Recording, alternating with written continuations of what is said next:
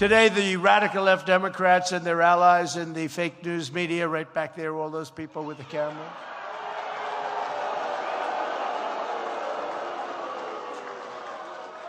are having an absolute meltdown because last night our campaign won a gigantic court victory in Colorado.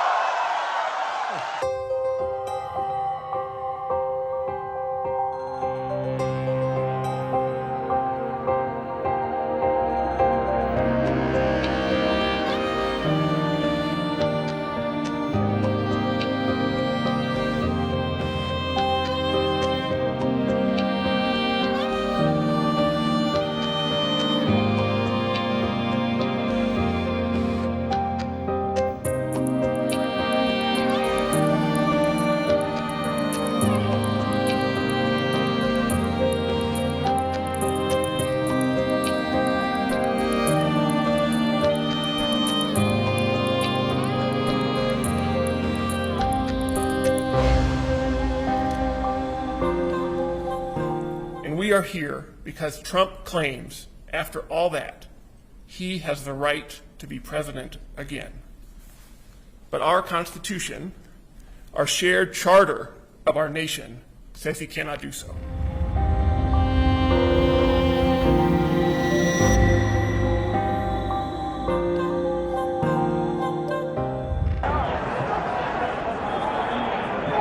Be advised, Capitol Police 1 advised they're trying to breach and get into the Capitol.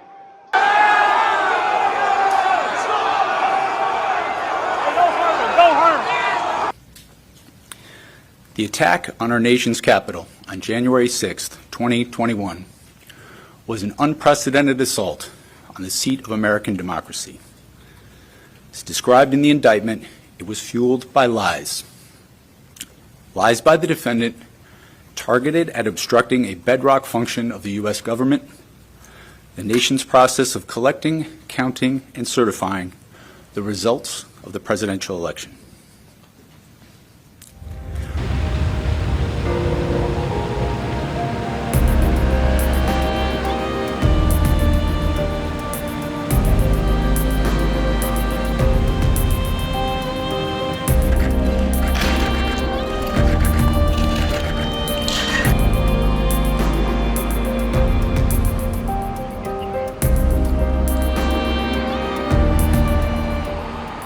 But we're thrilled. The court did a careful and thorough review of the trial court's proceedings, and we're very pleased with the outcome. We think it's the correct outcome, and we're grateful to the members of the Colorado Supreme Court for taking this issue with such care. It wasn't surprising in that we think the law and the evidence points in this direction. It was reassuring that people on the court recognized the right decision and had the courage to follow the law and the facts where they led. And so I'm very proud to be a Coloradan and an American today, because this is what it means to have the rule of law, where you're given a fair shake. They apply the law equally and fairly, and the chips fall where they may. Well, if the Colorado Supreme Court said that they'll stay their opinion if he appeals to the U.S. Supreme Court. I understand he said he will appeal quickly. We look forward to that court's review and expect that they will look at the work done by the Colorado Supreme Court on the law and the facts and reach the same conclusion. We all share a bond as Americans, which means we are governed by the Constitution.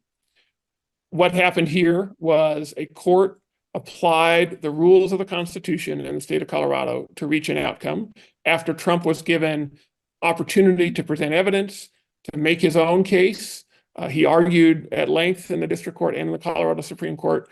So that this was a process that our Constitution envisions and establishes. That we need to recognize that as Americans, we have a shared bond with the Constitution, and that is what happened today. The shared bond of our Constitution was applied to ensure that the rules are followed, and going forward, we have that shared common understanding of the document that governs us all. And I know there's disappointment and frustration, but the rule of law held today, and that's what what makes America great. I'm not sure what's going to happen next. I expect Trump will appeal to the Supreme Court, but I don't think you can look at the work done by the district judge and the Colorado Supreme Court and come away anything less than impressed by their thoroughness, their diligence, their thoughtfulness. So I think as people look at this issue, it is a roadmap in how to address this problem, which is novel in American history. We've never had an insurrectionist president before, which is why this is the first time we're dealing with this. But I think people, when they look at the opinion, read it closely. It's 133 pages. It's quite long, but a careful look only makes it more persuasive. The courage of the voters who stood up and said, I want the rules to apply, of the judges who didn't choose this case came to them, to look at a hard case with lots of strong feelings, but nonetheless do the hard work of looking at the law, taking evidence, and following the facts and the law where it took them, I think really can't be overstated. This is what makes America great, is that we have public servants who do their job no matter, without predetermining the outcome. Our voters got a fair shake in court, just like Donald Trump did, and that's what makes America exceptional.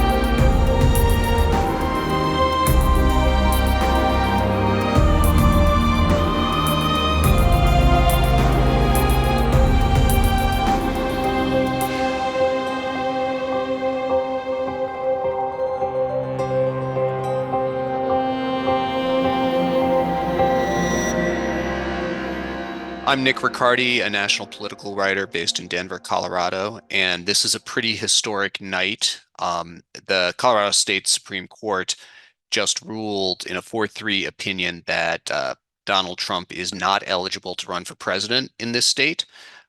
They ruled that under the 14th Amendment's rarely used insurrection clause, that somebody participating in engaging in an insurrection against the Constitution can't hold office again in the United States. And they ruled that applies to Trump.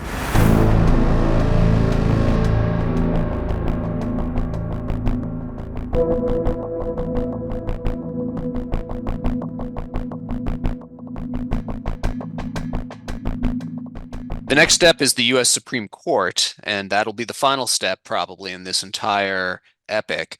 The nation's highest courts never ruled before on Section 3 of the 14th Amendment. That's a 2-sentence clause in the Civil War era amendment that was used only a few times about 150 years ago to keep former Confederates out of government. Since then, it's been largely in disuse until the January 6th attacks. If the Supreme Court upholds the Colorado decision, it's obviously the end for Trump's political career. He can't run for office again in the United States.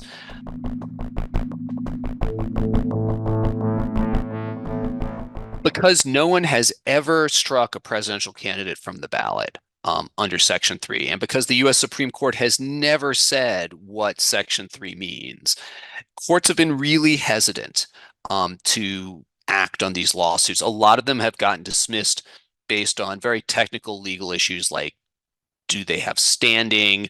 Um, well, we can't determine this for the primary, but for the general election, you're welcome to come back.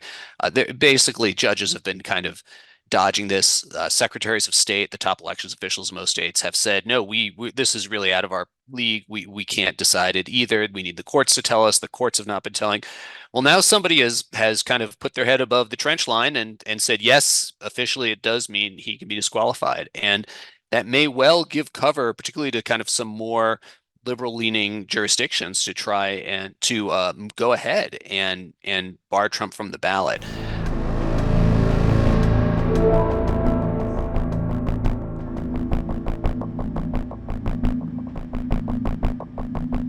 The reaction from President Trump and his supporters was incredibly harsh right away. They have branded these cases for months as election interference, as a plot by Joe Biden and his allies to get him kicked off the ballot, as short-circuiting the will of the voters.